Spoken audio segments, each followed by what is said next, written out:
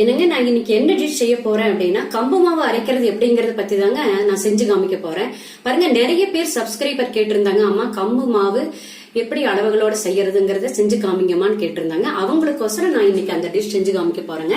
பாருங்க, அதுக்கு நான் வந்துங்க உடைச்ச கம்பு வாங்கி இருக்கிறேங்க. முழு கம்பு வாங்காம உடைச்ச கம்பு வாங்கி இருக்கிறேங்க. இப்ப முழு கம்பு வாங்கினா மிக்சியில போட்டு தண்ணி விட்டு அரைச்சு தவிடெல்லாம் எடுக்கணுங்க. இப்ப உடைச்சே கம்பு விற்கிறதுனால நம்ம அதை வாங்கிட்டு வந்து அப்படியே அரிசியோட சேர்த்து நாம ஆட்டிக்கலாங்க. நான் எப்படி அளவுகள் என்னங்கறத நான் இப்ப சொல்றேன், பாத்துக்கோங்க. பாருங்க, நம்ம கம்பு குரணை வாங்கிட்டு வந்த உடனே அப்படியே போட்டு ஊற வைக்க கூடாதுங்க. என்ன செய்யறோம்னா பாருங்க, முரத்துல போட்டுக்கோங்க. போட்டுட்டு இப்படி ஒரு பொடை புடைச்சுக்கோங்க. பாருங்க, இதுல பொட்டெல்லாம் இருக்குங்க.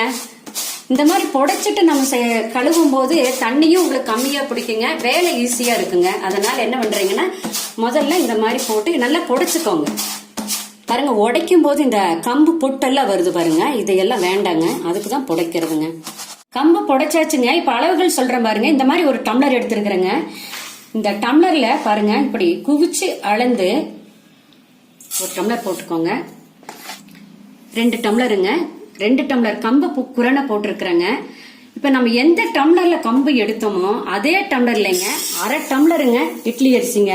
நீங்க இட்லி அரிசி போட்டாலும் சரி, ரேஷன் புழுங்கல் அரிசி போட்டாலும் சரிங்க, போட்டுருங்க. 2 டம்ளர் கம்பு போட்டீங்க அப்படின்னா அந்த கம்பு எடுத்த டம்ளர்லயே 1/2 டம்ளர் இட்லி அரிசி போட்டுக்கோ. நம்ம எந்த டம்ளர்ல கம்பு அரிசி எடுத்தோமோ அதே டம்ளர்லங்க 1/2 டம்ளர் உளுந்துங்க. பாருங்க, 1 டீஸ்பூன் வெந்தயங்க.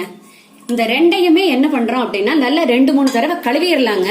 கழுவும் போது இந்த மாதிரி நல்லா பசந்து கழுவிடுங்க. பாருங்க, நம்ம புடைச்சும் கூடங்க பொட்டெல்லாம் வருது பாருங்க.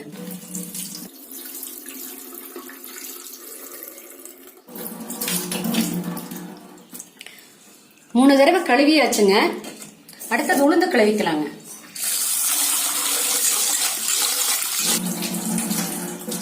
மூணு தடவை கழுவியாச்சுங்க. தண்ணி ஊத்தி ஊற வச்சிருங்க. 4 மணி நேரம் ஊறட்டுங்க.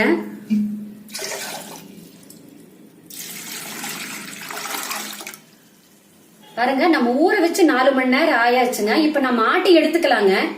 முதல்ல உளுந்து ஆட்டி எடுத்துக்கலாங்க.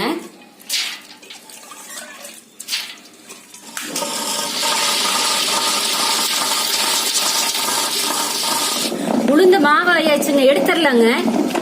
பாருங்க, உளுந்து இந்த மாதிரி நல்லா கெட்டியா ஆட்டி எடுத்துக்கோங்க.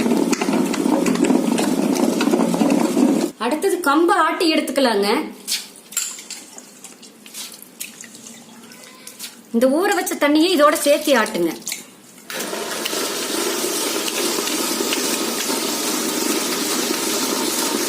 கம்பு எப்படி ஆட்டி எடுக்கணும்னாங்க, இட்லிக்கு நம்ம எப்படி மாவு அரைக்கிறோமோ அதே மாதிரி ஆட்டி எடுக்கணுங்க. கம்பு மாவு அரைச்சு எடுத்தாச்சுங்க. மாவு எடுத்துடலாங்க. மாவு பாருங்க, கம்பு மாவு வந்து இப்படித்தாங்க இருக்கும். அதுக்குதான் வந்து நான் என்ன சொன்னேன்னா உளுந்து வந்து கெட்டியா ஆட்டி எடுத்துக்கோங்கன்னு சொல்லிட்டேன். இப்ப இந்த மாவு தோண்டிடலாங்க.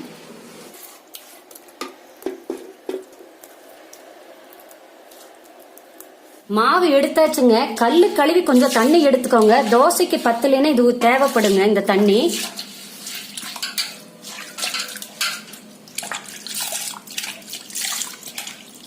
பாருங்க, இந்த மாவுக்கு தேவையான உப்பு சேர்த்துக்கலாங்க. கல் உப்புங்க.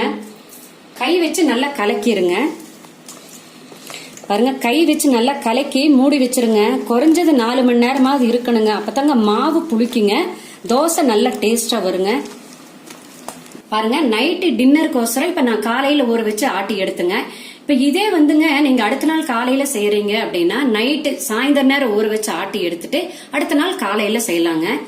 4 மணி நேரம் இருக்கட்டுங்க, மாவு புளிக்கட்டுங்க. பாருங்க, இந்த கல்லு கழுவுன தண்ணியும் இருக்கட்டுங்க. மாவாட்டி 4 மணி நேரம் ஆயிடுச்சுங்க. மாவு பாருங்க நல்லா புளிச்சிருச்சு பாருங்க. இப்ப நல்லா கலக்கிக்கலாங்க. கலக்கிட்டு தோசை ஊத்துற கலவை ஒரு சின்ன கப்புல எடுத்துக்கலாங்க. பாருங்க, மாவு கெட்டியா இருக்குதுங்க. நம்ம கல்லு கழுவி தண்ணி வச்சிருக்கிறோம் இல்லைங்களா, அந்த தண்ணிய தோசை ஊத்துற கலவை கலந்துக்கலாங்க.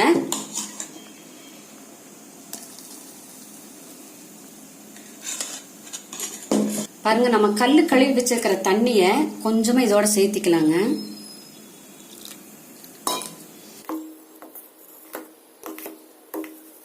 பாருங்க, தண்ணி கலந்த பிறகு மாவு பாருங்க இந்த அளவுல இருக்கணுங்க.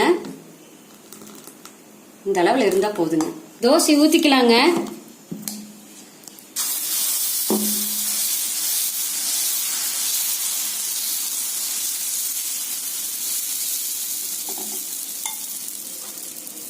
ஊத்தி கொஞ்சமா ஆயில் விட்டுக்கோங்க. தோசை பாருங்க எப்படி ஒட்டாம வருதுன்னு பாருங்க, மொறுமொறுன்னு இருக்குது பாருங்க தோசை.